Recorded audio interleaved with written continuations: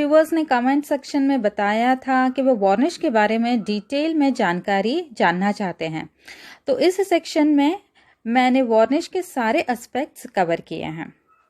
Varnish जो है वो 2 फॉर्म्स में रेडिली अवेलेबल हो जाते हैं, एक तो लिक्विड बॉटल में जो आते हैं और दूसरा स्प्रे कैंस में आते हैं। ये दोनों रेडिली अवेलेबल हैं online as well as art shops में। दोनों के एडवांटेजेस और डिसएडवांटेजेस बारी बारी जानेंगे।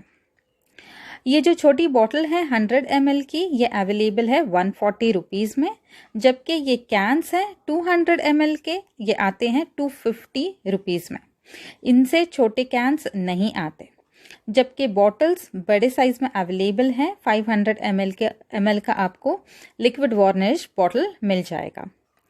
तो यदि आप हॉबिस्ट आर्टिस्ट हैं जो कभी कभार पेंटिंग करते हैं तो ये छोटे बॉटल प्रेफर करिएगा, it will be lighter on your pocket. और हाँ, हमारे घरों में ऐसे बॉटल्स आते हैं स्प्रे नोजल बॉटल्स वाले, जैसे कि ये सैनिटाइज़र बॉटल है। तो जब ये खाली हो जाएगी तो इसको वॉश करके आप वार्निश लिक्विड इसमें पोर करके एज ए स्प्रे रीयूज़ करके देख सकते हैं। और अब चलिए डेमोन्स्ट्रेशन की बारी। सबसे पहले बॉटल वार्निश का डेमो दूंगी और उसके बाद स्प्रे कैन का। याद रखिए, इन बोथ द केसेस आपने वार्निश ओपन एरिया में जैसे कि बालकनी या टेरेस पे देना है। अब ये वाला पेंटिंग देखिए, ये पेंटिंग मैंने मेरे बेटे से बनवा के लिया था। 2-3 साल हो गए हैं इस पेंटिंग को, जबकि सेम थीम वाला पेंटिंग मैंने हाल ही में जो बनाया था, जब when I was invited by a college to teach canvas painting to their students through an online session. इस पेंटिंग को 6 महीने हो गए हैं। आप फर्क देख सकते हैं, सेम कलर्स सेम पेंट्स इस्तेमाल करके दोनों पेंटिंग्स बनाई हैं, but over a period of time paints जो हैं वो फेड होते रहते हैं, क्योंकि ये जो 2 पाम्स वाला जो पेंटिंग है, इस पे ना मैंने प्लास्टिक कोटिंग लगाया था और ना ही इस पे वार्निश था। तो अब हम जो नया पेंटिंग है उसमें हम वार्निश लगाएंगे so that the paints remain intact through out. सबसे पहले पेंटिंग्स को हमेशा एक क्लीन क्लॉथ से वाइप करना चाहिए, सो दैट कोई डस्ट पार्टिकल उस पर अगर सेटल हो गए होंगे तो वो क्लीन हो जाते हैं। अदरवाइज आप डायरेक्टली वार्निश करोगे तो वो डस्ट पार्टिकल्स के ऊपर आपका वार्निश हो जाएगा, तो आपके पेंटिंग्स फेड दिखने के पॉसिबिलिटीज होती हैं। और एक सजेशन देना चाहूँगी, वार्निश जो है it comes with a strong odour, तो अगर आपको इसकी स्मेल सहन नहीं होती है तो आप मुंह पे मास्क लगा के भी वार्निश कर सकते हैं।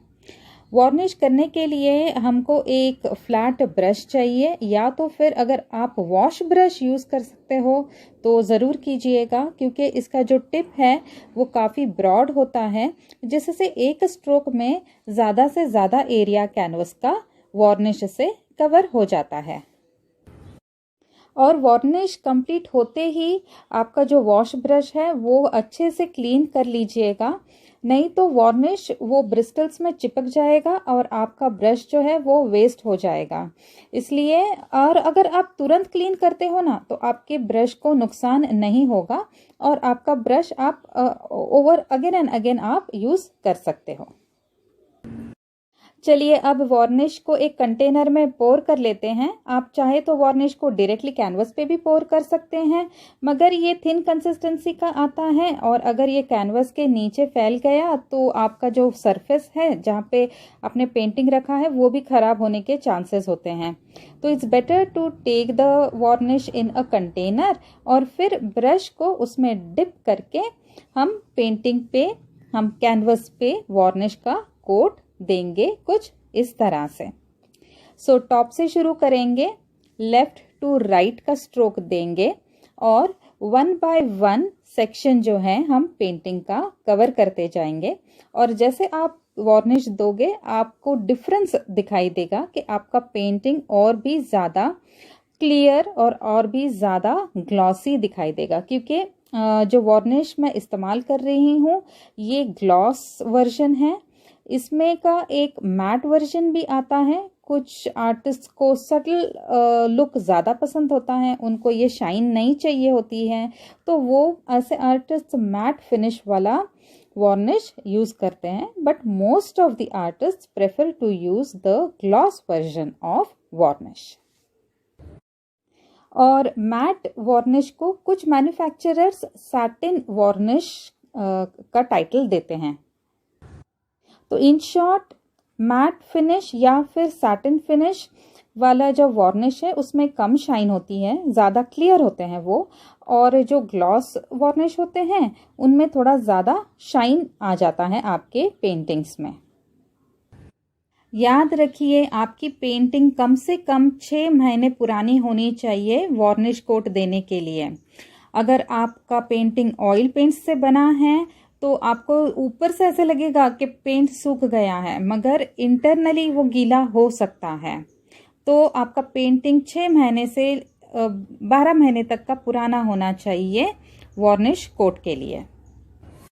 और यदि आपका पेंटिंग 2-3 साल पुराना है, जैसे कि ये वाला, तो एक बार आप ड्राई रैग से तो क्लीन करेंगे, उसके बाद आप वेट रैग से भी आपका पेंटिंग क्लीन कर लीजिएगा। अगर आपके पास टर्पेंटाइन है तो रैग को टर्पेंटाइन में सोक करके आपका पेंटिंग एक बार पोंछ लीजिए, अच्छे से वाइप कर लीजिएगा।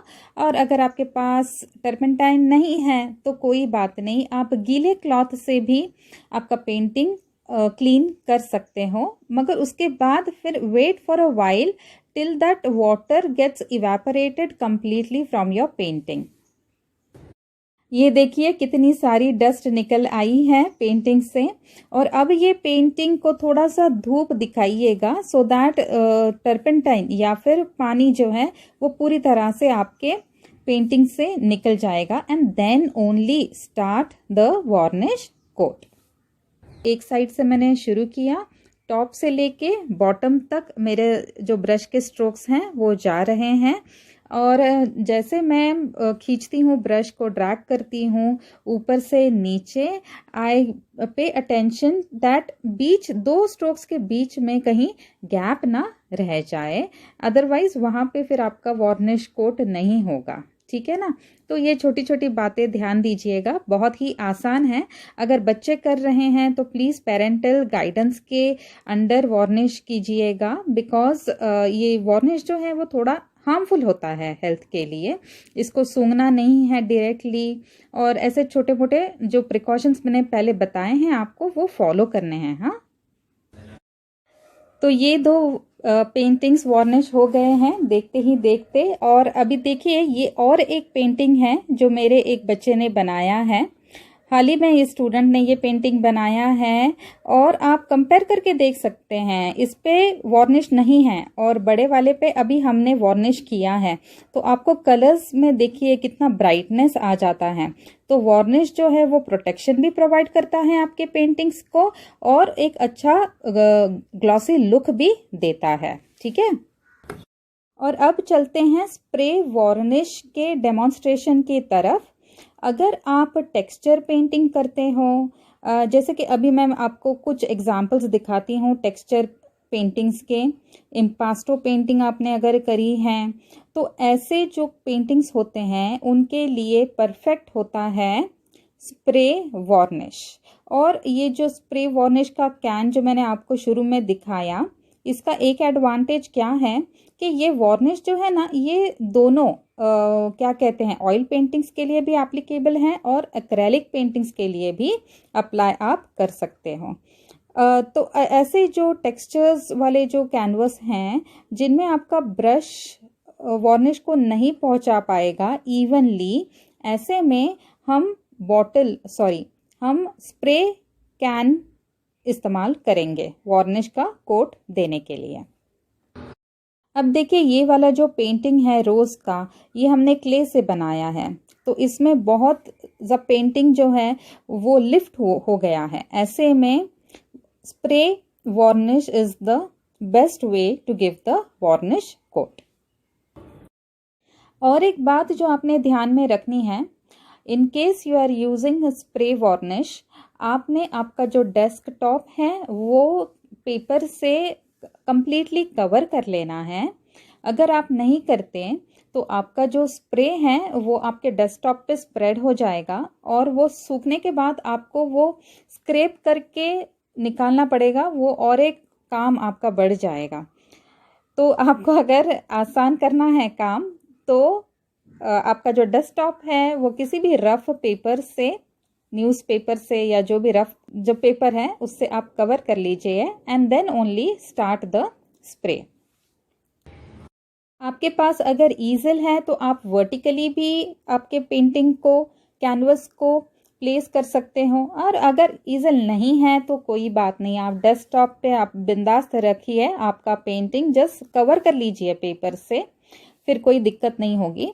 और जो कैन है उसको आपने 25 to 30 centimetres away from the painting रखना है, ज़्यादा पास नहीं रखना है, ज़्यादा दूर नहीं रखना है। 25 से 30 सेंटीमीटर की दूरी पर आपने आपका जो स्प्रे है वो प्लेस करना है, और लेफ़्ट से राइट स्प्रे करने के बाद आप छोड़ दीजिए उसको, अगर आपको कंटिन्यूअसली स्प्रे नहीं करना है तो। और अगर आप प्रैक्टिस में हैं तो एक बारी में आप टॉप टू बॉटम शुरू कर सकते हैं, और एक ही स्प्रे में, एक बारी में आप पूरा इसको स्प्रे कर सकते हैं। जैसे कि अभी देखिए मैं आपको एक इन अ गो ये ऐसे वार्निश स्प्रे करके दिखा रही हूँ। Both the cases is well, आप बोथ आर गुड इनफ, आपको जो कंफर्टेबल लगे वो आप करिएगा। 2 वार्निश कोट के बीच में 1 घंटे का अंतर होना चाहिए। चलिए, we are towards the end of the video. I enjoyed making. Hope you enjoyed watching. If so, please give a thumbs up to like the video and subscribe for such informative and interesting videos. Bye bye. See you soon in the next video. Till then, take care and God bless.